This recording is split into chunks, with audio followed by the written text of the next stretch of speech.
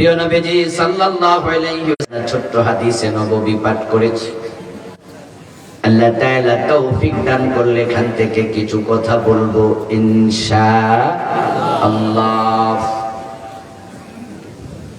আমরা মানুষ, আমরা সৃষ্টির সেরা জীব, আমরা আল্লাহর খলিফা। আমাদেরকে আল্লাহ বানিয়েছেন তার গোলামির জন্য। এই কথাগুলো হলো আমাদের জীবনের মূলনীতি। এক নম্বর পরিচয়, আমরা মানুষ, আর মানুষ হলো সৃষ্টির মাঝে সবার সেরা। আমাদের দ্বিতীয় পরিচয়, আমরা সাধারণ মানুষ নই। আবু জেহেলও মানুষ, ফেরাউনও মানুষ, আমরা তাদের মতো নই। আমরা হলাম আল্লাহর খলিফা,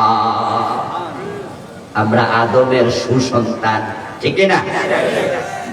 আদম হল জমিনের আল্লাহর প্রথম খলিফা। আল্লাহ তাআলা আদম নবীকে বলেছেন, ইন্নী জাইলুন ফিল আরদি খলিফা, আমি জমিনে খলিফা বানাতে চাই, এর মানে আদমকে বানাতে চাই। তারপরে এবার আমরা যারা, আমাদেরকে বললেন হুয়াল্লাযী জাআলাকুম খালাইফা ফিল আরদি, শুধু আদম নয়, এই জমিনের মাঝে আমি তোমাদেরকেও খলিফা বানিয়েছি।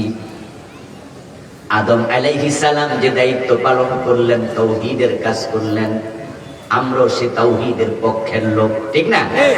কিন্তু ফিরআউন তাওহীদের পক্ষে না বিপক্ষে? নমরুদ তাওহীদের পক্ষে না বিপক্ষে? সেও তো মানুষ, কিন্তু সৃষ্টির সেরা হতে পারে নাই। যারা আল্লাহর খলিফা হিসাবে জীবন যাপন করবে না, তাওহীদের পক্ষে থাকবে না, উলাইকা কাল আনআমি বাল হুম আদাল, আল্লাহ বলছে তারা হলো পশু, বরং পশুর চেয়ে আরো নিকৃষ্ট। তাহলে প্রথম পরিচয় মানুষ, দ্বিতীয় পরিচয় খলিফা, তিন নাম্বার কাজ হলো আল্লাহ আমাদেরকে বানিয়েছেন তার ইবাদতের জন্য, তার গোলামির জন্য। এই কথা মাথায় রেখে জমিনে জীবন চালাতে হবে। এখন যারা আল্লাহর গোলাম, আল্লাহর পক্ষ থেকে তাদের জন্য দুই দফা কর্মসূচি, দুটি মৌলিক কাজ অর্পিত হলো। দুটি কাজ আল্লাহ তাআলা দিলেন। এক নাম্বার হলো তারা কিছু করবে যেটাকে বলা হয় আল আমরু বিল মারুফ। দ্বিতীয় হলো তারা কিছু বর্জন করবে যেটাকে বলে আন-নাহী ওয়ানিল মুনকার।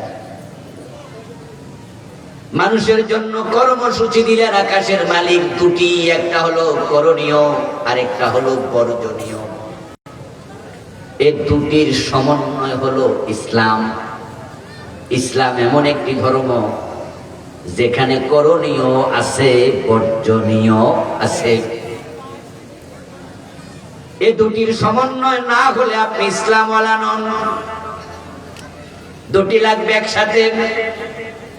বিদ্যুতের বাতি ততক্ষণ পর্যন্ত জ্বলবে না যতক্ষণ পর্যন্ত বাল্বের মাঝে পজিটিভ এবং নেগেটিভ দুটা তার একসাথ করা হবে না।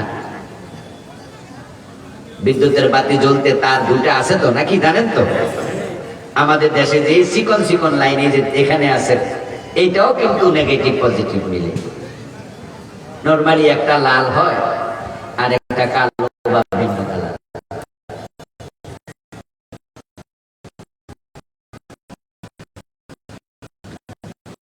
এই দুটা যদি সংযোগ নাই, সন্তান হবে না। শুধু মা আছে, বাবা নাই, সন্তান হবে না।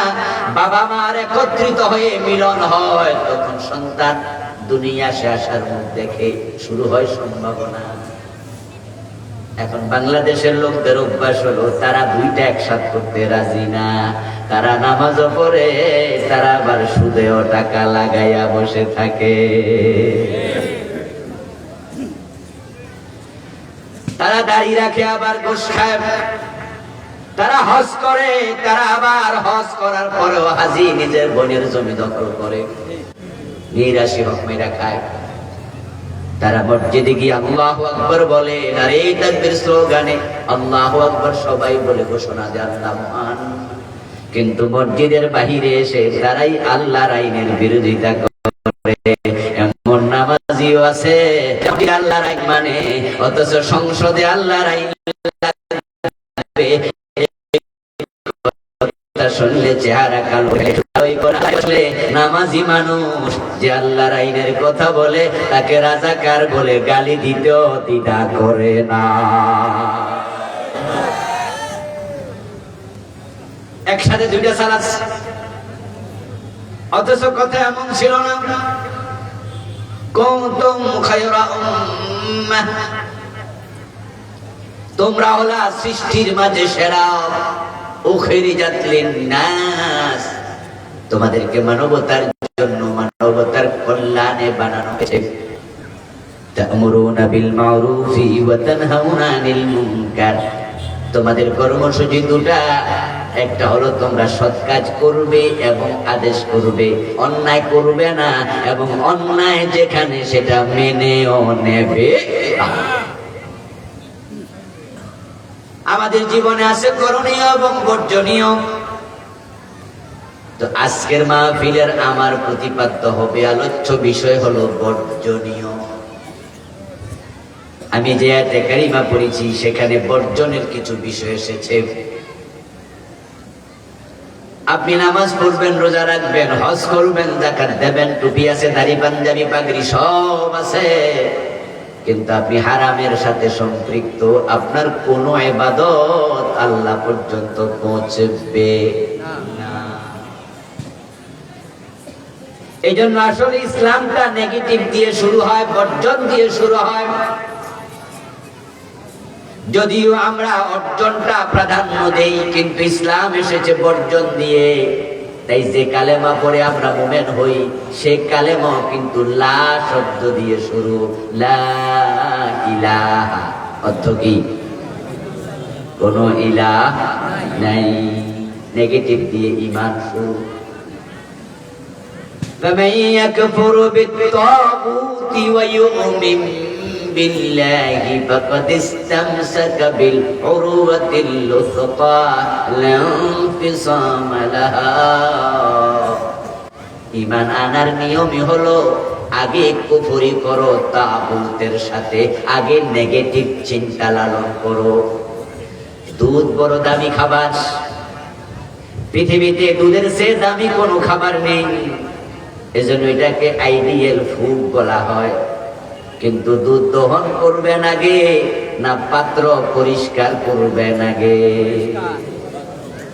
এই গ্রামের ভাইয়েরা, দুধ তো আপনারা দহন করেননি? এই গরুর ওলান থেকে দুধ দোয়ানি শুরু করে দেন আগে না পাত্র পরিষ্কার আগে?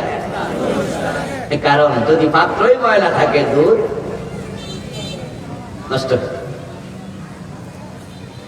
এই জন্য আমরা আগে বালতি দেখি ময়লা আছে কিনা, যেখানে দুধ রাখা হবে সেটাকে আগে মাজো, পরিষ্কার করো। নচেৎ দুধের দোষ নাই, দুধ তো ভালো, কিন্তু তোমার ময়লা পাত্রের কারণে এই দুধ নষ্ট হয়ে যাবে।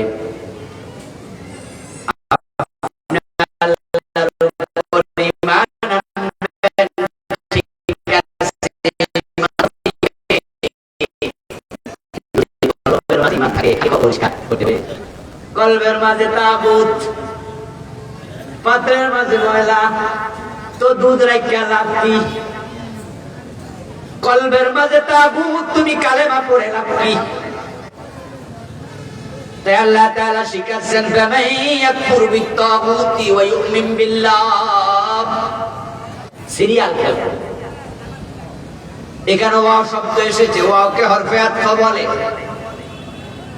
হরফে আতফ আছে 10টা, ওয়াও, ফা, সুম্মা, হাত্তা, ইম্মা, আম, বান, লা, লাকিন, আও, এই 10টা।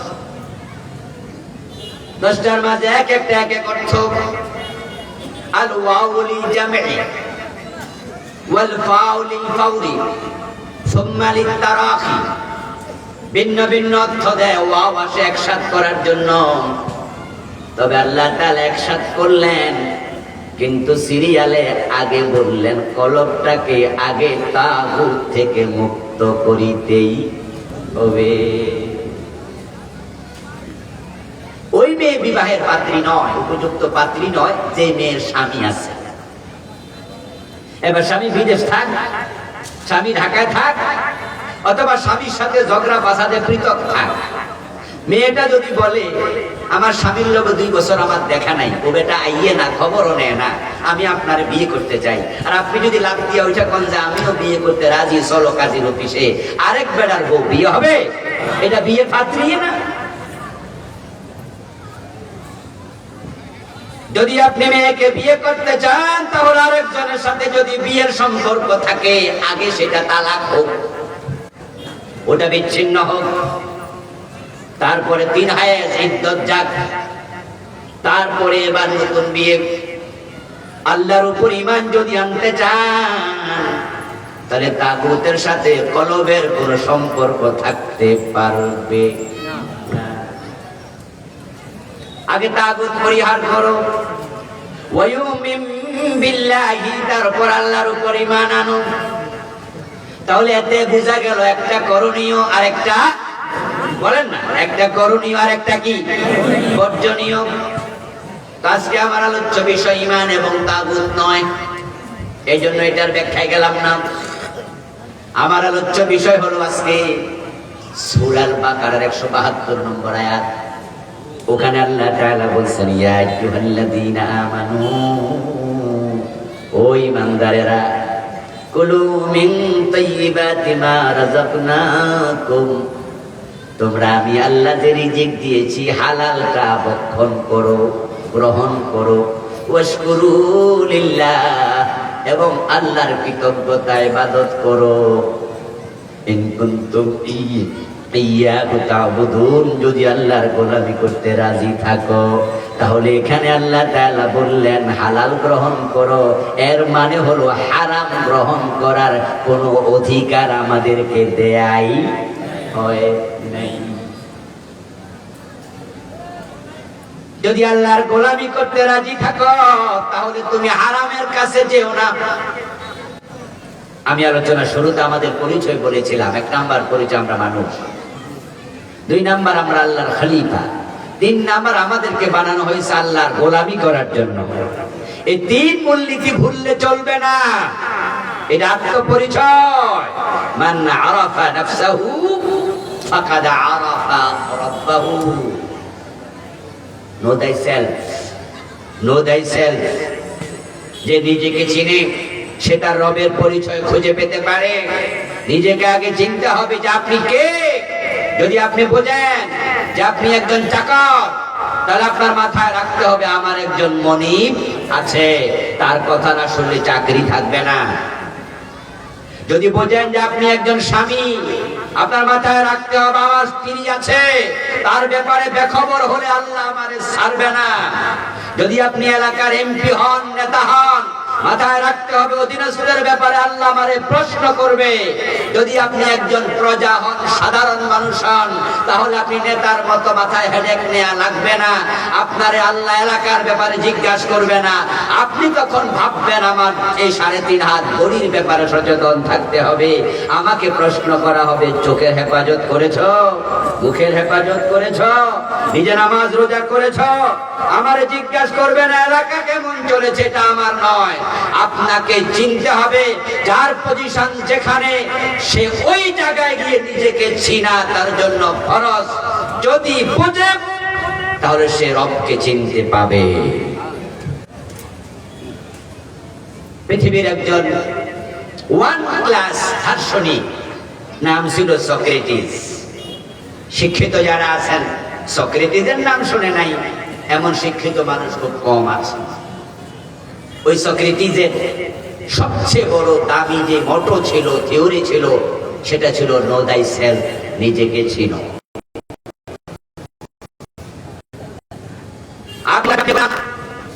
আপনাকে গোলামি করার জন্য আল্লাহ বানাইছে, আপনার কাজই হলো ইবাদত করা। এখন শুধু নামাজ রোজার নাম ইবাদত নয়, ইবাদত মানে হলো কিছু করণীয়, কিছু বর্জনীয়। আল্লাহ যা করতে বলেছেন করো, যা ছাড়তে বলেছেন ছাড়ো।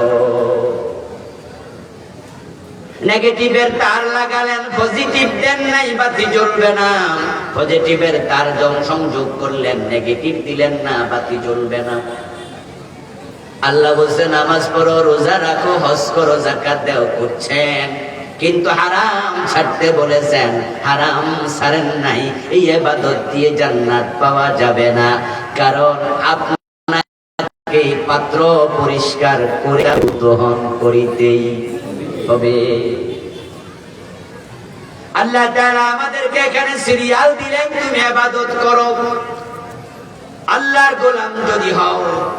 এখন ইবাদতের আগে বলছে কুলু মিন তাইয়্যিবাত, হালাল খাও। যদি কেউ হারাম খায় তার ইবাদত আর কবুল হবে না। তালাবু কাসবিল হালাল ফরিদাতুম বাদাল ফরিদা। প্রিয় নবীজির হাদিস, যত ফরজ আছে হালাল জীবিকা অর্জন করা হলো সকল ফরজের বড় ফরজ, অন্যতম শ্রেষ্ঠ ফরজ। বরং হালাল জীবিকা অর্জনকে আল্লাহ তাআলা সিরিয়ালে 1 নম্বরে দিয়েছেন।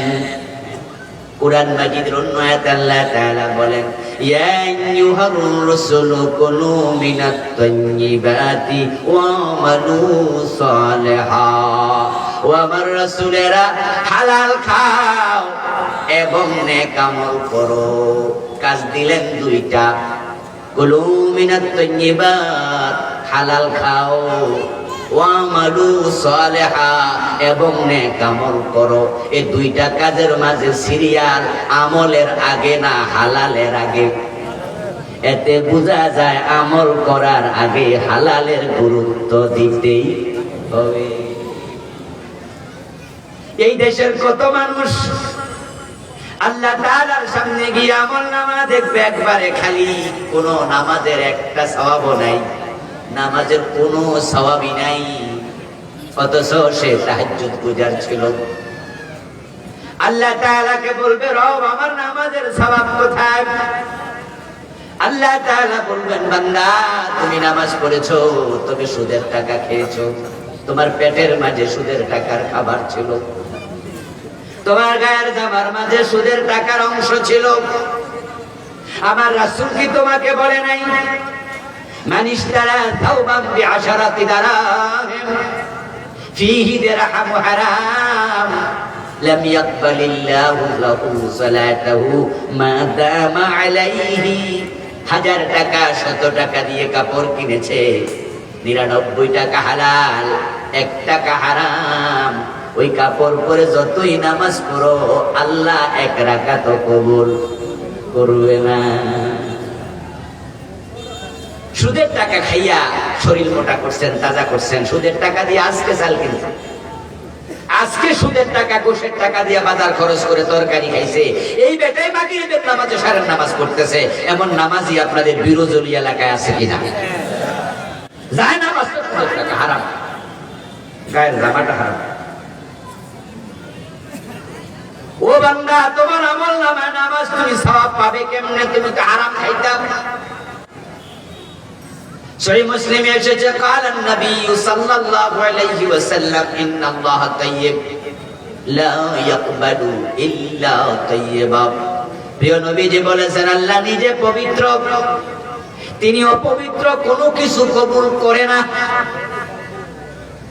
তুমি হারামের সাথে থাকবা, তোমার কিছু তিনি নেবেন না। সুম্মা যাকারা রাজুলা ইউতিলুস সাফরা। তারপর প্রিয় নবীজি একজন ব্যক্তির উল্লেখ করলেন, ইয়াতিলুস সাফারা, যে লোকটা লম্বা পথ ভ্রমণ করে সফর করে মক্কায় গেছে। উমরা করার জন্য মানুষ যখন যায়, হজ করার জন্য মানুষ যখন যায়, আমাদের কাছে এসে দোয়া চায়, বলে হুজুর দোয়া করেন আমি একটু হজে যাব।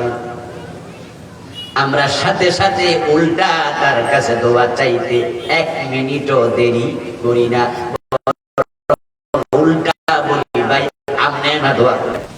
যেই মাত্র কাউকে বলে আমি উমরায় যাব, আমরা নিজের মনের অজান্তে বলে ফেলি, তাহলে আমার একটু দোয়ায় শামিল রাখেন, ওখানে আমারে ভুলেন না। আচ্ছা, যদি আমার কেউ বলে যে হুজুর আমি আগামীকালকে আমেরিকায় যাব, আমি কম আমেরিকা যাই দোয়া করেন, এটা আমার মন দিয়ে আসবে না। আমি বলবো আচ্ছা আল্লাহ আপনার নিরাপদে দিন। কিন্তু রিক্সাওয়ালা, ঠেলাওয়ালা, দিন মজুর, কুলি, মূর্খ, শিক্ষিত, বেনামাজি টাইপের লোক, সেও যদি আমি উমরা যাবো, আমি তখন মনে মনে বলি এমন জায়গায় যাবে যেখানে আল্লাহ দোয়া কবুল করে। তাই আমি ওই মূর্খের কাছে হুজুর ইয়া উল্টা দোয়া চাবো, আমার আল্লাহ দোয়া করে। এর পিছনের কারণ হলো আমরা সবাই বুঝি ওই পবিত্র জায়গা দোয়া কবুল হয়। সহিহ মুসলিমের এই হাদিসে প্রিয় নবীজি বলছেন, ইয়াতিলুস সাফারা, লোকটা লম্বা সফর করেছে, আগবারা ওয়া আশআসা, এবং তার মাথার চুলগুলো এলোমেলো, তার শরীরটা ধুলিবালি মাখা। হয়তো সৌদি আরব গিয়েছে, দুবাই থেকে গিয়েছে, কাতার থেকে, ইয়ামান থেকে, সিরিয়া থেকে, 300 মাইল 500 মাইল ঘোড়া দৌড়ে গেছে, ওট চড়ে গেছে, পায়ে হেঁটে গেছে। রাসূলুল্লাহর জামানার উদাহরণ রাসূল দেন। এই তার গায়ের মাঝে বালি, ধুলা, ওই ধুলা বালি লইয়া সাদা কাপড় পরে আরাফার ময়দানে হাত তুলে দু হাত আকাশের দিকে আল্লাহকে ডাকে, ইয়ামুদ্দু ইয়াদাইহি ইলাস সামা, কাবার পাশে মাথা ফেলায়া গেছে, হজরে আসওয়াদ পাথরের সামনে দাঁড়ায় হাত তুলেছে, সাফা মারওয়া দুই হাত তুলেছে, মাথা তুলেছে, মুলতাজামে বুক জড়ায় আল্লাহর কাছে বলছে, ইয়া রাব্বি ইয়া রাব্বি। রাসূলুল্লাহ বলেন, আর মনে মনে ভাবতেছে এমন জায়গায় দাঁড়াইছি, ও জায়গায় কত নবীর পায়ের ধুলা লেগে আছে। আসলে তো কাবায় যখন আমরা যাই, যেখানে আমরা হাঁটি, আমাদের মন তখন বলে কত নবী এখানে হাঁটছে, ঠিক নয় কি? আচ্ছা, বিরোধী বাজার হাঁটার সময় কখনো মনে হয়েছে কোন নবী এখানে আসছে? ওখানে গেলে আপনার মন বলবে ইব্রাহিম নবী এখানে ইসমাইলকে রেখে গেছে, ইসমাইল এখানে ছোট্ট থেকে বড় হয়েছে, এই কাবার পাশে খেলাধুলা করছে, কত হাঁটছে, কত সাহাবীর পায়ের ধুলা এখানে লেগে আছে। পবিত্র কাবার দরজা এবং হজরে আসওয়াদ পাথর, এই দুইটার মাঝখানের জায়গাটার নাম হলো মুলতাজাম। ওখানে বুক লাগিয়ে দোয়া করলে আল্লাহ দোয়া ফিরায় না। এই জন্য যারা হজ এবং উমরায় যাবেন তারা দেখবেন যে ওখানে 24 ঘন্টা ভিড় লেগে থাকে। ওখানে রীতিমতো বুক লাগাতে যেতে যুদ্ধ করা লাগে, আপনি যেতে পারবেন না নরমালি, অনেকক্ষণ ধৈর্য ধরে ধাক্কায়া ধাক্কায়া ধাক্কায়া ধাক্কায়া, আর পিছন থেকে এমন ধাক্কা আসবে সব মোকাবেলা করে ওখানে যে বুক লাগায় সে আর নামতেই চায় না। অনেক টাইম না, আরবিতে আমরা বলি ভাই ভাই ভাই প্লিজ প্লিজ, ইংরেজি আরবি মিলাইয়া ইরহামনি ইরহামনি ইরহামনি, আল্লাহুম্মা তাকাব্বাল দুআ, ফিটা হাত মুছে বলে আল্লাহ তোমার দোয়া আল্লাহ কবুল করুক। হে দোয়ার লগে আমিন আমিন কয়ে হেরে বুঝাই যায় এবার কিছু সারে না কেন, সে জানে দোয়া এখানে কবুল হবে, রব এখানে ফিরাবে না। কত নবীর বুক লেগেছে এখানে, কত সাহাবীর বুক লেগেছে, হিসাব নাই।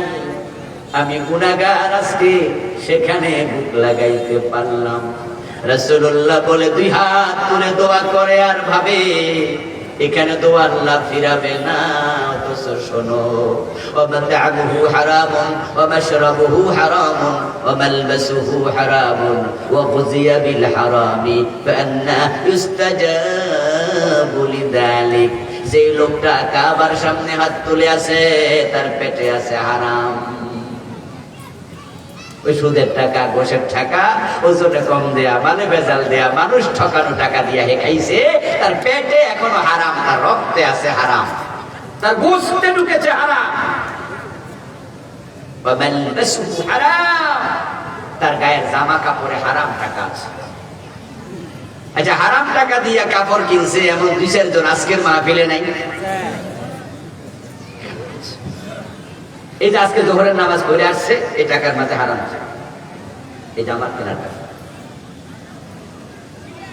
বাড়িতে সাবমার্সিবল মেশিন বসাইছে না, চাপা কল বসাইছে, বিদ্যুতের বিল দিছে টাকা, সেখানেও ওজনে কম দিছে, মালে ভেজাল দিছে। 2 নাম্বার ব্যবসায়ী। এই দেশে 2 নাম্বার ব্যবসায়ী আসেনি? 100 জনে কয়জন? বরং 1 নাম্বার ব্যবসায়ী খুঁজে পাইতে তুলা রাশি লোক লাগে। 100 জনের মাঝে 99 জন বা তার চেয়ে বেশি 2 নাম্বারের আশ্রয় নেয়। কে নেয় না, কে নেয় না, খোঁজ নিয়ে দেখেন, এক জায়গা না এক জায়গায় পেছ লাগাই দিচ্ছে। মুত্তাকি সৎ ব্যবসায়ী খুঁজে পাওয়া দুষ্কর। এই বিরোজুলি বাজারে আপেল কিনে আঙ্গুর কিনে বাড়ি নেবেন, আপেল 15 দিন রেখে দেবেন, দেখবেন 15 দিনও পচে না। গাছের আম যদি গাছ থেকে পেরে ঘরে রাখেন, পাকা আম 3 দিন পরে দেখবেন আস্তে আস্তে পচতে শুরু করছে। আর বাজার থেকে কিনে 10 দিন রাখবেন, পচবেন। আঙ্গুর পচে না, আপেল পচে না, সবজি তরকারি পর্যন্ত পচা বন্ধ করে দিয়েছে, কারণ সে প্রিজারভেটিভ দিয়েছে, এমন ওষুধ দিছে, এটা আর পচবে না। এখন এই খাবার খেয়ে মানুষের কিডনি নষ্ট হোক, এত ওর কিচ্ছু আসে যায় না, কারণ পচলে তো লস, যেন লস না হয়, সে নিজে জিতবে আর একটা মানুষ করে যাবে, কিচ্ছু আসে না। আমার দোস্ত ওজনে কম দেয়, মিথ্যার আশ্রয় নেয়, মালে ভেজাল দেয়, মানুষ ঠকায়, অথচ লোকটাই আবার নামাজে যায়। যে ওজনে কম দিল, ধোঁকাবাজির আশ্রয় নিল, তার জন্য ওয়াইল গুজব আল্লাহ বানায় রাখছে। কিসের নামাজ তোমার? তুমি তো রাসূলের উম্মতের কাতারে নাই। প্রিয় নবীজি সাল্লাল্লাহু আলাইহি ওয়াসাল্লাম বাজারে গেলেন, দেখলেন একজন আল্লাহর বান্দা স্তূপ আকৃতি করে এক স্তূপ খাবার নিয়ে বসে আছে বিক্রি করার জন্য। হতে পারে সেটা ধান, হতে পারে সেটা চাল, হতে পারে সেটা গম, এক স্তূপ খাবার তার সম্মুখে। আল্লাহর হাবিব সাল্লাল্লাহু আলাইহি ওয়াসাল্লাম স্তূপের ভিতরে পুরাটা হাত ঢুকায়া দিলেন। ফাওয়াজাদা বালালান, প্রিয় নবী ভিতরে হাত ঢুকায়া দেখেন ভিতরে ভিজা ভিজা মনে হয়। তিনি একটি খাবার ভিতর থেকে বের করলেন, পরে তিনি ভিজা পানিতে ভিজা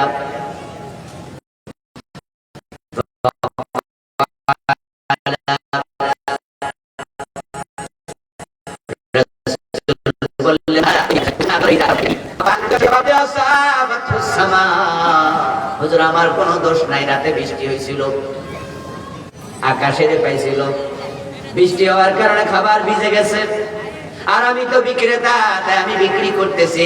রাসূলুল্লাহ তখন উল্টা প্রশ্ন করলেন, ভিজাটা উপরে দিলা না কেন? তুমি ভিজাও না, এটা আমি বুঝলাম, বৃষ্টি পেয়েছে, আকাশ পেয়েছে, বৃষ্টি হয়েছে, এটাও বুঝলাম, কিন্তু উপরে দিলা না কেন? উপরে তুমি ভালোটা দিয়া, ভিতরে ময়লাটা দিলা, ভিজাটা দিলা। শোনো, মান বাশশা ফালাইসা মিন্না, আমি বুঝে নিয়েছি তুমি ক্রেতাকে ধোঁকা দিতে চাইছো, আর যে ব্যক্তি মানুষকে ধোঁকা দেয় সে আমার উম্মত থাকে না। রাসূলুল্লাহ বলছে ধোঁকাবাজ উম্মত না, অথচ গাই গরু বিক্রি করতে বাজারে নিলে ওলান ফুলাইয়া 3 দিন বাচ্চারে না খাওয়াইয়া বুঝায় যে দুধের কোনো অভাব নাই, পুরা ওলানের দুধ আর দুধ। প্রথম দিন বেশি খায়, পরের দিন পায় না। এই যে ধোঁকাবাজি, এটা কি টুপিওয়ালারা করে না? হ্যাঁ, টুপিওয়ালা, নারীওয়ালা, সবাই। রাসূলুল্লাহ সাল্লাল্লাহু আলাইহি ওয়াসাল্লাম বলছেন, তুমি আল্লাহর ঘরের সামনে কেন? তুমি যদি কাবার ভিতরে ঢুকেও দোয়া করো, যার পেটে হারাম, রক্তে হারাম, কাপড়ে হারাম, পান করে হারাম, তার দোয়া কাবার ভিতরে করলো আল্লাহ কবুল করে না। হারামের সাথে সম্পর্ক থাকলে আল্লাহর জান্নাত পর্যন্ত পৌঁছতে পারবেন না। সুদে টাকা লাগাইয়া মসজিদের সভাপতি, সুদখোর সভাপতি, সিনেমা হলের মালিক, মসজিদ বানায়, মসজিদের মোতাবাদি। কি ভাবছে? ভাবছে আল্লাহ তাআলাকে কিয়ামতের দিন বলে দেবে, আল্লাহ সুদ খাইলে খাইছি, কিন্তু নামাজ তো সারি নাই। আর হুজুররা ওয়াজ করছে নামাজ জান্নাতের চাবি, তো আল্লাহ আপনি আমার চাবি দিয়ে দেন, আমি তো 5 ওয়াক্ত সারি নাই। আল্লাহ তাআলা সেদিন বলবেন, বান্দা যে হারাম খায়, যে হারামের সাথে সম্পৃক্ত থাকে, তার কোনো ইবাদত আমি আল্লাহ পর্যন্ত আসে নাই। এটা তোর মাথা পার হয় নাই, এটা ওখানে থেকে গেছে। সুদে টাকা লাগায়া মানুষ জান্নাত কেমনে খোঁজা, আমি এটা বুঝি না। কারণ যে সুদ খায় তার আমলনামায় 73টা গুনাহ লেখা হয়। সবচেয়ে ছোটটা হলো নিজের মায়ের সাথে জিনা করা। লিররিবা 73 বাবান আইসারুহু আন ইয়ানকিহা আর-রাজুলু উম্মাহু। ও দোস্ত, 1 লাখ টাকা সুদে লাগালেন, মাসে আপনি 3000 টাকা পেলেন, তাহলে প্রতিদিন 100 টাকা। এই 100 টাকা 24 ভাগে ভাগ করেন, প্রতি ঘন্টায় কত টাকা? ওই টাকাকে আবার 60 দিয়া ভাগ করেন, প্রতি মিনিটে কত টাকা? ওই মিনিটকে আবার ওই টাকাটাকে আবার 60 দিয়া ভাগ করেন, প্রতি সেকেন্ডে কত পয়সা? তাহলে যে সুদে টাকা লাগাইয়া মাসে 1000 পাইলো, 2000, 3000 পাইলো, প্রতি সেকেন্ডে কিছু না টাকা যোগ হলো। এর মানে হলো সুদখোর 24 ঘন্টা মায়ের সাথে জেনায় লিপ্ত থাকে।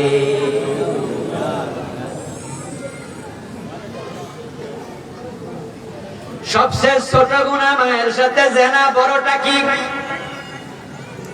বড়টা আল্লাহ তাআলা কোরআন মাজিদে বলেছেন, ইয়া আইয়ুহাল্লাযীনা আমানু ওয়া দারু মা বাকিয়া মিনার রিবা ইন কুনতুম মুমিনিন ফাইন লাম তাফআলু ফাযানু বিহারবিন মিনাল্লাহি ওয়া রাসূলিহি। ও ঈমানদার, যদি মুমিন হও সুদের সাথে সম্পর্ক রেখো না। যদি সুদ ছাড়তে না পারো, ওয়াইল্লাম তাফআলু, যদি সুদ ছাড়তে না পারো, ফাযানু বিহারবিন মিনাল্লাহি ওয়া রাসূলিহি, তাহলে আল্লাহ এবং রাসূলের বিরুদ্ধে যুদ্ধ ঘোষণা করো। রাসূলুল্লাহর বিরুদ্ধে যুদ্ধ করেছে, ওনার যুগে এমন কিছু মানুষ ছিল কিনা? একটু দয়া করে জবাব দেন না।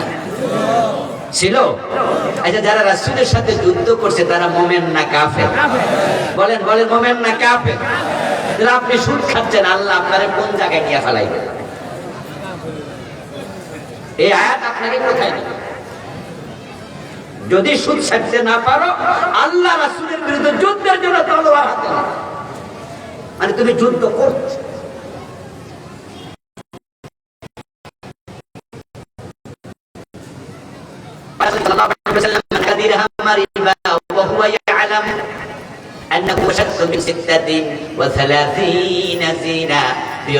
বলেছেন যে সুদ খায় 1 টাকা, জেনে বুঝে 1 টাকা সুদ খেলে তার আমলনামায় 36 বার জিনার গুনাহ লিখে দেয়া হয়।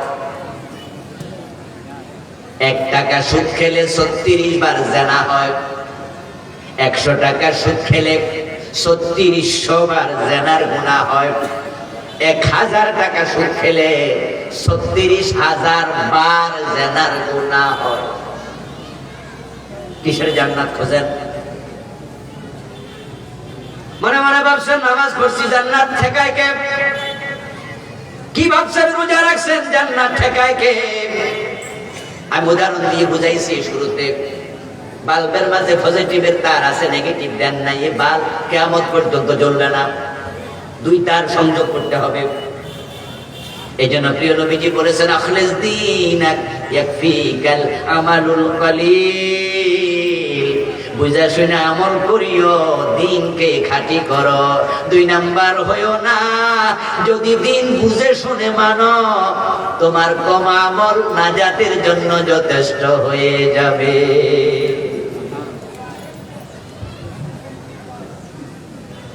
ও দোস্ত, 1000 টাকা সুদ খাওয়া মানে 36000 বার জিনা। এত জিনা তো প্রতিটা নারীও করার বয়স পায়। টাকা দিলে ইজ্জত বিক্রি করে এমন কিছু মহিলা আছে না? পচা পচা দুর্বল। কি টাকা দিলে ইজ্জত দিয়ে দেয়। যারা প্রতিটা যদি দিন 10 বার জিনা করে, তাহলে তার 30 দিনে জিনা হয় 300 বার। তাহলে 1 বছরে কতবার? 30 বছরে কতবার? 40 বছর আমি পূরণ দিছিলাম, 80 বছর, তাও 36000 বার হয় না। 80 বছর জিনা করবে কেমনে? বয়স তো থাকে না। যৌবন আসতে 15 বছর, 40 বছরের পরে চাইলো আর জেনা করতে পারবে না, কাস্টমারই পাবে না। তাহলে একজন পতিতা পুরা জীবন জেনাকারী 136,000 বার জেনা করে না। আর আপনি টুপি মাথার দিয়া, পাঞ্জাবি গায়ে দিয়া, ইমামের পিছনে খাড়াইয়া সুদে টাকা লাগাইয়া বসে আছেন, 1000 টাকা সুদ খেলেন, 36,000 বার জেনাকারী হয়ে গেলেন। পতিতা আপনার চেয়ে খারাপ না ভালো? আপনি পতিতার চেয়ে আরো নিকৃষ্ট, আরো নিকৃষ্ট। যে সমস্ত মেয়েরা টাকা দিলে ইজ্জত দেয়, তারাও নিজের বাবার কাছে দেবে না, নিজের ছেলের কাছে ইজ্জত দেবে না। আর আপনি সুদ খান মানে মায়ের সাথে যারা করছেন, আপনার অবস্থান পতিতার চেয়ে আরো বেশি। আচ্ছা, মরার আগে কি মালাকুল মউত আজরাইল আয়েশা কোন আগাম সংবাদ দিয়ে যাবে? বলে যাবে যে আগামী অমুক মাসের এত তারিখে আসতেছি। আপনি বলবেন যে তাহলে তো মারাত্মক কথাবার্তা, সূত্র সব খাওয়া বন্ধ করে দিলাম, এখন থেকে আমি ভালো হয়ে গেলাম, প্রস্তুতি নেবেন, আজরাইল আসবে, এরকম কোনো সম্ভাবনা আছে? তো যেদিন মরবেন ওদিনও সুদে টাকা লাগানো হইল। টাকা যারা সুদে টাকা লাগায় রাখছেন, আজকে যদি আজকে মৃত্যুটা হয়, অলরেডি আপনার সুদে টাকা লাগানো। আপনি জেনা কেন চলছে? 36,000 বার জেনা, ওই নিয়মিত।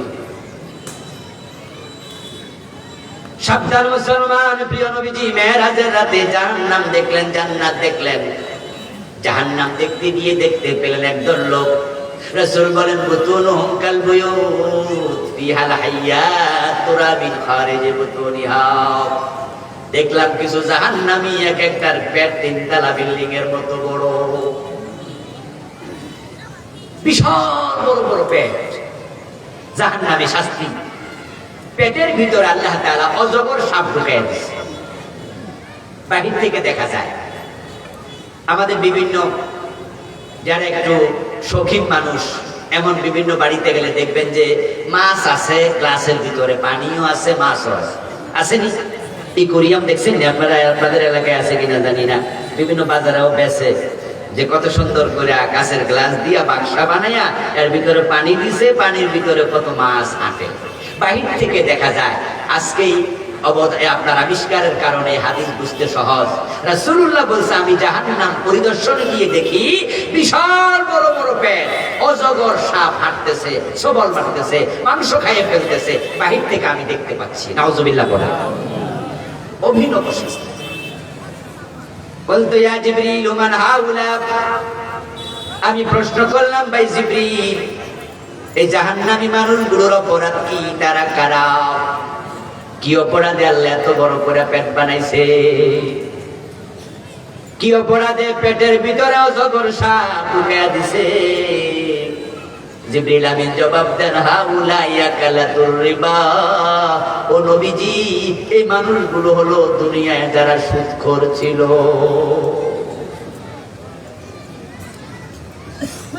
তাহলে আপনারা যারা আছেন 2-4 জন এখানে সুদ খাইতেছেন, তাহলে আপনি এখন কই আছেন? মূলত এখানে নাই, ওখানে আছেন।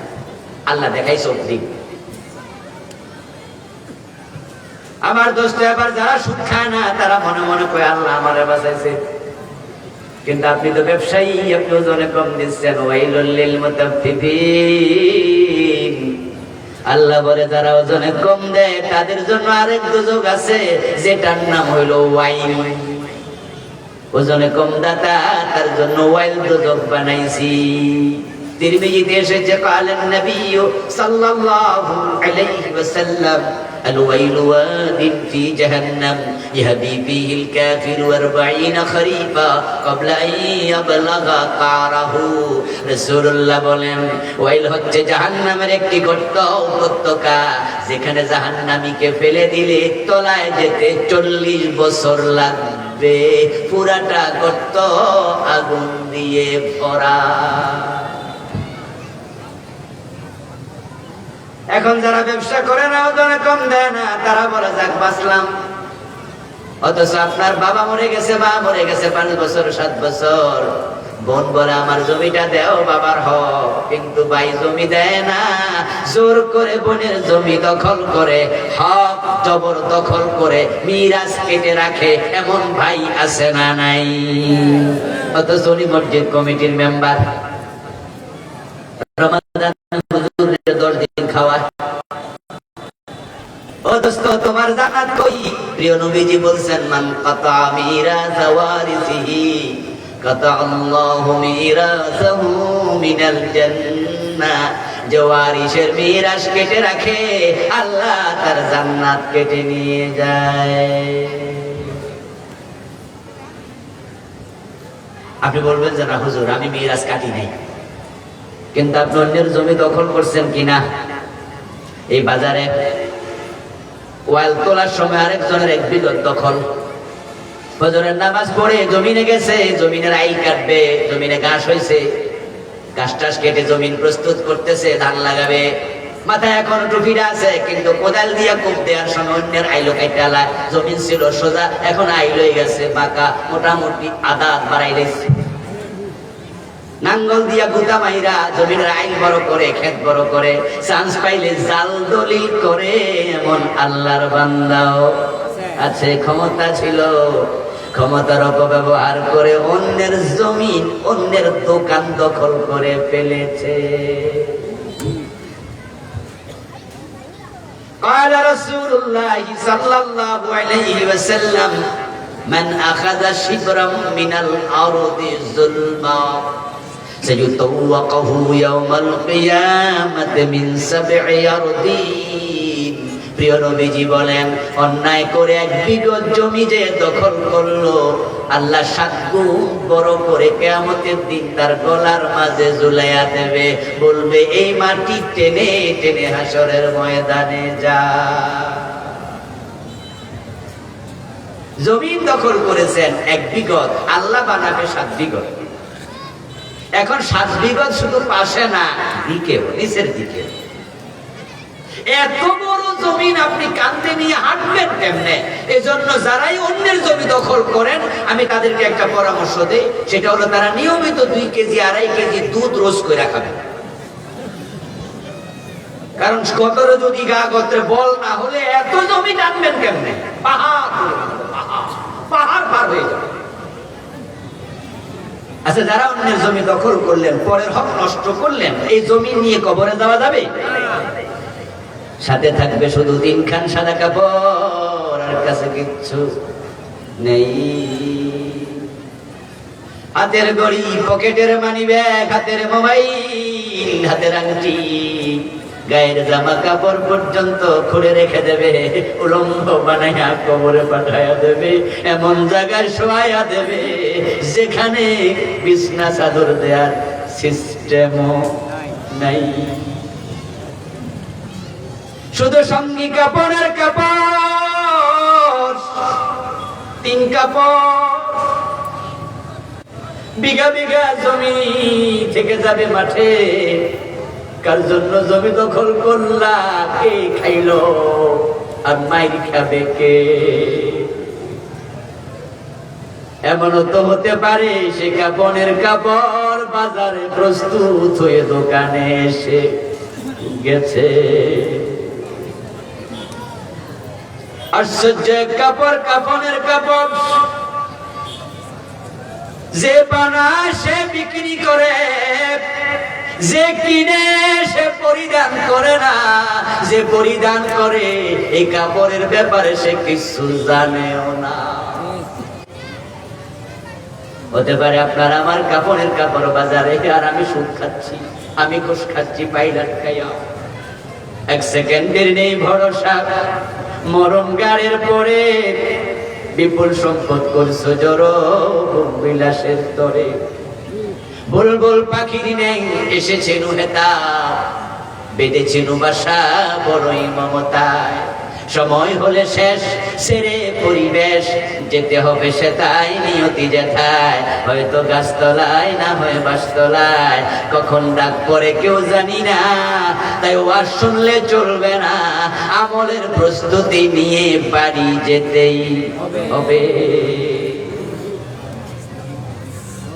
নামাজ পড়ছেন, রোজা রাখছেন, নিজের মেয়েটা কলেজে যায়, বোরকা সিলাইয়া দেন না। আমি বলছি বর্জনীয় গুরু শিখবেন, হারাম পরিত্যাগ করো।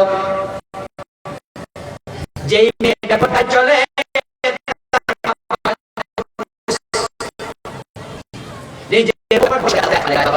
স্বামী বোরকা সিলাইয়া দেয় না, স্বামী নিজে নামাজি, জুমার দিন গিয়েছে, মসজিদে নামাজ পড়েছে, হুজুরের ওয়াজ শুনেছে, আর মসজিদ থেকে বের হয়ে মোবাইল হাতে নিয়ে বলতেছে, রূপালী বেগম জান্নাতের মা অপর প্রান্ত থেকে বউ কইছি, মনে আসেনি আজকে যে বিয়ের দাওয়াত, কমিউনিটি সেন্টারে যাবো। বউ কয় হ্যাঁ আমি সেজে গুজে রেডি। এই নামাজি স্বামী বাড়ি যায়, লিপস্টিক, আইলাইনার, মাস্কারা দেয়া, সাজা গোজা সুন্দর একটা বউ, এটারে মোটরসাইকেলের পিছনে তুইলা তারপরে নামাজি মোটরসাইকেল চালায়। আর কত মানুষ রাস্তার দুই পাশ থেকে তাকায়। যেই স্বামী বউ পর্দা করায় না, সে স্বামীর নাম দায়ুস। আর রাসূল বলছেন আদ-দায়ুস লা ইয়াদখুলুল জান্নাহ, যারা দায়ুস হয় তারা জান্নাতে প্রবেশ করবে না। তো তোমার জুমার নামাজ কোন কাজে লাগলো? এই জন্য ইসলাম অর্ধেক চলে না। আমার ওয়াজ আপনার কাছে একটু শক্ত মনে হচ্ছে, তাহলে এতদিন যে নামাজ রোজা সব করলাম এগুলো বাদ নাকি? আমি বলবো হ্যাঁ দোস্ত, তুমি হারাম খাইলে তোমার গুলা বাদ। কথা আমার নয়, কথা আল্লাহ এবং তার রাসূলের। আল্লাহ হারাম ওয়ালার জিনিস নেয় না। অর্ধেক চলবে না, অর্ধেক চলে না। এই জন্য আল্লাহর বক্তব্য, ইয়া আইয়ুহাল্লাযীনা আমানু দুখুলু ফিস-সিলমি কাফা, ইসলামে যেহেতু এসেছো পুরা অর্ধেক নয়। বাংলাদেশে যে টাকার নোটগুলো চলমান আছে, সবচেয়ে বড় টাকাটা কত টাকা? কত টাকা? 1000 টাকা। 1000 টাকা বড় নোট। এখন আপনি মাগরিবের পরে বাজারে আসতেছেন, বউ আপনাকে বললো একটা মোমবাতি কিনে আনবেন 10 টাকা দিয়া, কারেন্ট তো হঠাৎ চলে যায়, মোমবাতি ঘরে নাই। আপনি দয়ার ট্রাম দিয়া দেখেন 1000 টাকার একটা নোট আছে, বাংতি কোনো টাকা নাই। মনে মনে ভাবলেন খরচ হলো 10 টাকা, ঘরে আছে 1000 টাকা। যদি আবার বাজারে গিয়ে হারাইয়া যায়, পকেট মার নিয়ে যায়, তাহলে তো 990 টাকাই লস। আর মোমবাতি কিনার আগে হারাইলে 1000 টাকা লস। এত ঝুঁকি নিয়ে লাভ নাই। তাই 1000 টাকার নোট মাঝখান দিয়া ছিঁড়া, অর্ধেকটা ডয়ারে রাইখা মনে মনে ভাবলেন বাকিটা হারাইলো, 500 তো বাঁচলো। অতি বুদ্ধিমান 500 টাকা অর্ধেকের মূল্যমান নির্ধারণ করে ডয়ারে রেখে বাকি 500 অর্ধেকটা লইয়া দোকানে গিয়া বললেন যে ভাই যান 10 টাকার মোমবাতি দাও। দোকানদার দেবে তো? চুপ করে আসেন কেন? জবাব দেন। দেবে। বরং দোকানদার আপনার দিকে তাচ্ছিল্যের চোখে তাকায়া বলবে, আঙ্কেল এটা করলেন কি আপনি? টাকা ছিলেন কেন? আপনি বললেন মিয়া বুদ্ধি তোমার চেয়ে আমার কম না, মোমবাতি দাও 490 ফিরাই দাও। এবার দোকানদার বলবে পাগল হয়েছেন কবে? চাষি জানেনি, থাকার কথা পাব নাই, বিরোজুলি আইলেন কেমনে? আপনি যতই বুঝান কেউ চলবে না, কেউ নেবে না। এই অর্ধেক নোট চলে না। ফজরের নামাজের ফরজ 2 রাকাত, 1 রাকাত পড়লেন দারুণ 15 মিনিট লাগায়া সূরা ইয়াসিন দিয়া, আর 1 রাকাত না পড়ে বাড়ি চলে গেলেন, সওয়াব পাবেন কতটুকু? অর্ধেক নামাজ চলে না, আল্লাহ নেয় না। দুপুর বেলা ইফতার করলেন, সকাল থেকে রোজা, মনে মনে ভাবলেন 12:30 বাজে, সওয়াব 50% পাইছি। আল্লাহ নেবে না। অর্ধেক ইসলাম নিয়ে আল্লাহর সামনে গেলে আপনাকে আল্লাহ জান্নাত দেবে কেন? কুলু মিন তাইয়্যিবাতি মা রাযাকনাকুম ওয়াশকুরু লিল্লাহি ইন কুনতুম ইয়্যাহু তা'বুদুন। করুন, হালাল খাও, হালাল খাও। কিন্তু রাসূলুল্লাহ জানে এমন মানুষ সমাজে আসবে যারা হালাল হারামের মাঝে কোনো তফাৎ করবে। সহিহ বুখারীতে এসেছে, قال النبي صلى الله عليه وسلم ياتي على الناس زمان, মানুষের মাঝে একটা জামানা আসবে, লা ইউবালিল মারউ মা খাযা মিনহু আমিনাল হালাল আমিনাল হারাম। মানুষ সামনে যা পাবে তাই পকেটে ঢুকাবে, হালাল হারাম বিবেচনা করবে। আপনাদের কাছে একটু জানতে চাইবো, উঠাউঠি করবেন না, আপনাদের কাছে জানতে চাইবো সেই জামানা কি আসবে না এসে গেছে? আসবে না এসে গেছে? হারামের সাথে সম্পৃক্ত লোকের সংখ্যা সমাজে কম না বেশি? আজকের এই মাহফিলে এমন লোক আছে কিনা? সিদ্ধান্ত আপনি নেবেন। আজকে আপনি সিদ্ধান্ত নেবেন। মনে মনে বলবেন যে হুজুর এত কঠিন সিদ্ধান্ত কিভাবে নিতে পারি? আপনাকে আমি পরামর্শ দিচ্ছি, আল কানাআহ, আল কানাআহ, আল কানাআহ। যদি আপনি হারাম থেকে বাঁচতে চান, আমার একটা পরামর্শ নিয়ে বাড়ি যান, সেটা হচ্ছে স্বল্পে তুষ্ট থাকেন। এই সিদ্ধান্তটা নেন। হালাল ভাবে আছে, কম কম দিয়ে খুশি। ও মিয়া শোনার প্রিয় ভাই, বেশি সম্পদওয়ালার নাম ধনী নয়, ধনী হলো সে ব্যক্তি যার অভাব কম। আমাদের দেশে আরো চাই, আরো চাই, আরো চাই, এমন লোকের সংখ্যাই বেশি।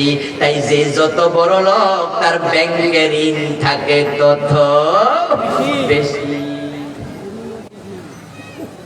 এসালন গ্রুপ নাম শুনছেন? বাংলাদেশে যত ব্যাংক আছে অর্ধেকটি রেখে বিকুপ বানায় ছেড়ে দিয়েছে। আমি যখন ছোট ক্লাস 6 থেকে আমি এমন একটি মাদ্রাসায় পড়তাম কুমিল্লা চৌদ্দগ্রামে, যে মাদ্রাসা ছিল ঢাকা চট্টগ্রাম রোডের একবারে সাথে, মেইন রোড থেকে মাত্র 50 গজ দূরে। তো ক্লাস 6 থেকে আমরা এসালন গাড়ি দেখে আসছি, ঢাকা চট্টগ্রাম রোডের হেঁটে লেভেল গাড়ি ছিল। আমি ক্লাস 6 এ পড়ি সম্ভবত 89 বা 90। তাহলে 90 মানে হলো আজ থেকে কত বছর হয়ে গেল? 34 বছর। 34 বছর। 34 বছর আগে যারা এসালন কোম্পানি মালিক, তাহলে বোঝা গেল তারা নতুন ধনী না, তার আগে কি ধনী। কিন্তু এই সরকার ক্ষমতায় আসার পরে সরকারের সাথে ভালোবাসার সখ্যতা বাড়াইয়া বিভিন্ন ব্যাংকের তারা এমন ভাবে লুপাট শুরু করলো, ব্যাংকের মালিকানা নিয়ে হাজার হাজার কোটি টাকা বিদেশ পাচার করলো, সিঙ্গাপুরে নিয়ে গেল, মালয়েশিয়ায় নিয়ে গেল। রেজাল্ট কি দাঁড়ালো? আগস্টের 5 তারিখের পরে যখন শেখ হাসিনা পালাইছে, এসালমের ভাই যে কয়টা বেঁচে আছে সব একসাথে পালাইছে। আজ থেকে 8-10 দিন আগে তাদের মা মারা গেছে, মাকে মাটি দেওয়ার সৌভাগ্য একটা ছেলের। এই 10-12 দিন আগে মা মারা গেছে। অথচ তাদের যে পরিমাণ টাকা ছিল, তারা এই হারামিগিরি না করলো কোনোই অসুবিধা ছিল না। সালমানের প্রমাণ, দরবেশ বাবা। ওদের লোনের পরিমাণ কত খবর নিয়ে দেখেন, হাজার হাজার কোটি টাকা লোন। কত? 36,000 কোটি টাকা। 36,000 কোটি টাকা ঋণ। আলহামদুলিল্লাহ আমরা এখানে অনেকে আছি 1 পয়সা ঋণ নেই, আছি না আমরা?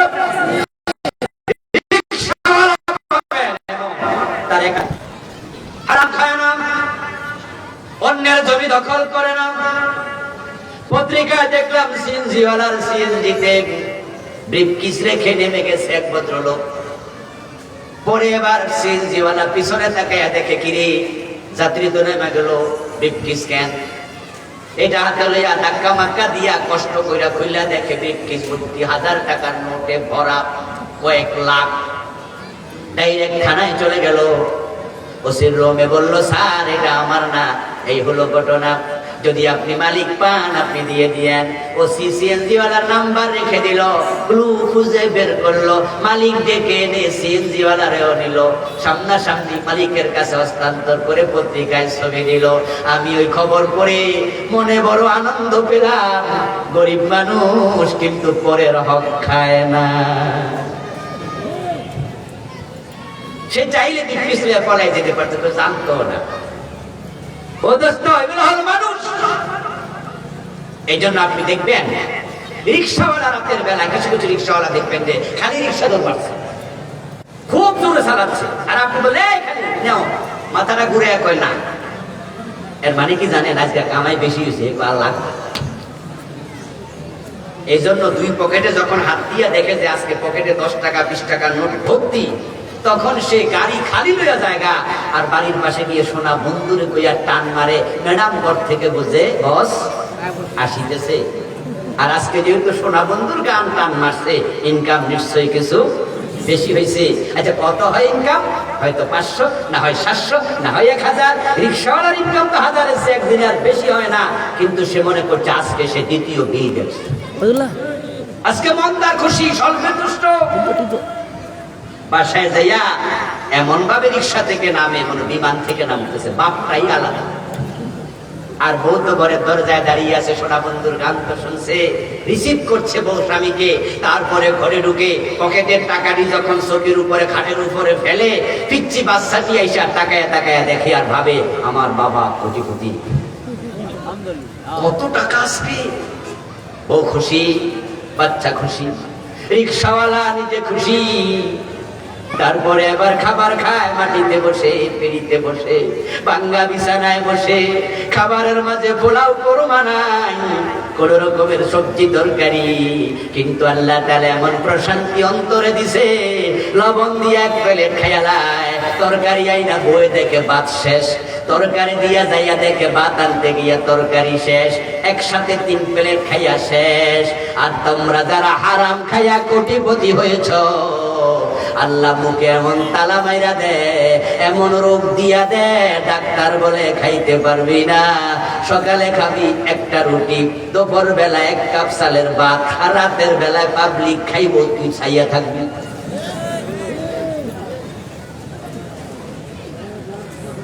হারামে আরাম নাই, হারামে আরাম নাই। স্বল্পে তুষ্ট হন, কম টাকা আছে, বাজার রুজিপের দিকে তাকায় আফসোস করবেন না, সাইকেলে চেড়ে খুশি থাকবেন, মানুষের প্রাসাদ থেকে আফসোস করবেন না, টিনের ঘরে থেকে খুশি থাকবেন, অল্প খাবেন, হারাম খাবেন না। দেখবেন আল্লাহ দুনিয়া আখেরাত দুইটাতে আরাম দেবে, দুনিয়াতে দেবে প্রশান্তি, আখেরাতে দেবে আল্লাহর জান্নাত। আর মানুষের হক নষ্ট করবেন, হারামের সাথে সম্পৃক্ত থাকবেন, এমন পেছে ফালাইব, ছেলে একটা হয়ে যাবে মদখোর, আরেকটা হয়ে যাবে গাঁজাখোর, মাইয়া হয়ে যাবে নর্তকী, ছেলে আরেকটা মাস্তান, আরেকটার ক্যান্সার, এক একটা নেবে। নিজের বউ ঘরে থাকবে না। এই যে ঢাকা শহরে বড় বড় বিল্ডিং গুলো দেখেন, বড় বড় ব্যবসায়ী লোকদের নাম শোনেন, আপনারা ভাবছেন খুব আরামে আছে। অধিকাংশ অধিকাংশ অধিকাংশ ট্যাবলেট না খাইলে ঘুমে ধরে না, এত অশান্তি আল্লাহ খাইলে দিচ্ছে। ওই সিনামে একটা মেয়ে তার বাবাকে হত্যা করেছে, মনে আছে? মাকে সহ ওই যেদিন মারলো তার মা বাবাকে, পরের দিন পত্রিকা হেডলাইন, বাবা সন্তানের হাতে খুন হয়েছে, এরকম খবর আগেও বিভিন্ন নিউজে দেখেছি, পড়েছি নিউজ পেপারে, কিন্তু মেয়ের হাতে খুন, মাইয়া মানুষ, এটা কোনোদিন দেখিনি। পরে দেখলাম সে মাত্র ও লেভেলে পড়ে, মানে এসএসসি। আরো চমকে উঠলাম, এত ছোট নেই। পরের দিনের পত্রিকায় দেখলাম কারণ হচ্ছে সে মাদকাসক্ত ছিল, মা বাবা তাকে বাধা দিয়েছে, তাই মেয়েটা তার মা বাবাকে হত্যা করেছে। আশ্চর্য হলাম, আরো একটুকু মেয়ে মদ খায়। পরের দিনের পত্রিকায় আসলো তার বাবা নাকি তাকে মাসিক হাত খরচ দিত মাত্র 50,000 টাকা। তখন বুঝতে আর বাকি নাই এই ঘটনা কেন ঘটেছে। তার বাবা একজন পুলিশ অফিসার, তার বেতন কত? মেয়ের 50,000 টাকা দিল, টাকা পাইল কোথায়? তার ছেলের খরচ কত, বউয়ের খরচ কত, নিজের খরচ কত, বাড়ি ভাড়া কত, মাসিক খরচ কত, সমান সমান বেতন কত? বুঝতে কষ্ট হয়নি, এই অফিসারটা ঘুষখোর অফিসার ছিল। আর হারাম খেয়েছে, হারামের রেজাল্ট হয়েছে। এমন মেয়ে আল্লাহ দিছে, এক মেয়ে দুইজনকে একসাথে জবে করে দিয়েছে। হারামে কোনো আরাম নেই। এই জন্য দুনিয়া যদি ভালো থাকতে চান, আখেরাতে নাজাত পেতে চান, হারামের সাথে সম্পর্ক ছেড়ে দিবেন, এই সিদ্ধান্ত নিতে পারবেন তো ইনশাআল্লাহ? একটু কষ্ট হবে, তবে রিজিকের মালিককে এটা ভুলে যাবেন না। আল্লাহ হালাল ভাবে রিজিক দেওয়ার ক্ষমতা আল্লাহর আছে। আল্লাহ তাআলা আমাদের সকলকে হারামের সাথে সম্পর্ক ছেদ করার তৌফিক দিন, বলেন আমিন। প্রিয় ভাইরা, উঠবেন না প্লিজ। এই মাহফিলটা আরো হোক, আপনারা চান ভবিষ্যতে হোক, চান তো? এবার তারা শুরু করেছে এখানে, আলহামদুলিল্লাহ, তারা বার্ষিক করবে, ওদের চিন্তা। মাহফিল কমিটি আপনাদের কাছে একটু সহযোগিতা চেয়েছে, কিছু লোক ভিতরে ঢুকবে, ঢুকতে দেরি করা যাবে না। ভলান্টিয়াররা হাতে ব্যাগ নিয়ে তারা আসতেছে। হোটেল নিরিবিলির মালিক আমাদের প্রতাপাই দিলেন 5,000 টাকা নগদ। মাশাআল্লাহ, আলহামদুলিল্লাহ। আল্লাহ ভাইয়ের দান কবুল করো, বলেন আমিন। আল্লাহ ভাইয়ের ব্যবসায় আরো বারাকা দিয়ে দাও, বলেন আমিন। মাশাআল্লাহ, হোটেল নিরিবিলিতে অনেক রকমের আইটেমে ওনারা খাবার দাবারের আয়োজন করে। যাদের সুযোগ আছে তারা নিরিবিলি মেহমানদারি গ্রহণ করবেন ইনশাআল্লাহ। আমাদের রেজাউল হান্নান ভাই, রিয়াজুল হান্নান ভাই আজকের প্রধান অতিথি। উনি নগদ দিয়েছেন 16,000 টাকা। মাশাআল্লাহ, আল্লাহ ভাইয়ের দান কবুল করুন। ভাই অসুস্থ, ওনার আপনজনরা যারা অসুস্থ আছে আল্লাহ সকলকে সুস্থ করুন, আমিন। জি, কেউ দিতে চাইলে দেন। আমরা এখন দোয়ার দিকে যাচ্ছি। প্রিয় ভাইরা, আমার লেখা 8টি বই আছে, তো পাশে আমার কালো গাড়িতে আছে, কালো গাড়িতে রাখা আছে, বিভিন্ন বিষয় লিখেছি। ড্রাইভার সাহেবের সাথে যোগাযোগ করে বই নিন, পড়ুন, পড়লে এলেম বেশি হয়। যে সভাপতি সাহেব কি আছেন নি, কিছু বলবেন? বলছেন? মাশাআল্লাহ, তাহলে আমরা দোয়ার দিকে যাই। আল্লাহুম্মা আমিন। আলহামদুলিল্লাহি রাব্বিল আলামিন, ওয়াসসালাতু ওয়াসসালামু আলা নাবিয়্যিনা মুহাম্মদ ওয়া আলিহি ওয়া আসহাবিহি আজমাইন। ربنا ظلمنا أنفسنا وإن لم تغفر لنا وترحمنا لنكونن من الخاسرين. ربنا آتنا في الدنيا حسنة وفي الآخرة حسنة وقنا عذاب النار.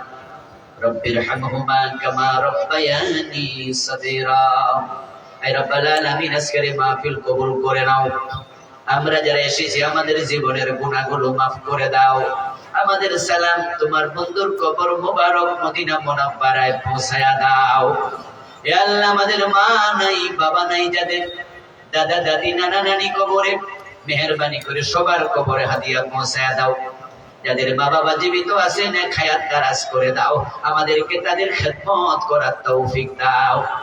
হে আল্লাহ, আজকের মাহফিলের জন্য যারা টাকা দিলেন, পয়সা দিলেন, বুদ্ধি পরামর্শ দিলেন, সবার সব খেদমত কবুল করে নাও। আমাদের মনের নেক আশাগুলো পূর্ণ করে দাও। আমাদের বিপদ মুসিবত দূর করে দাও। আমরা যারা অসুস্থ আছি আমাদের সুস্থ করে দাও।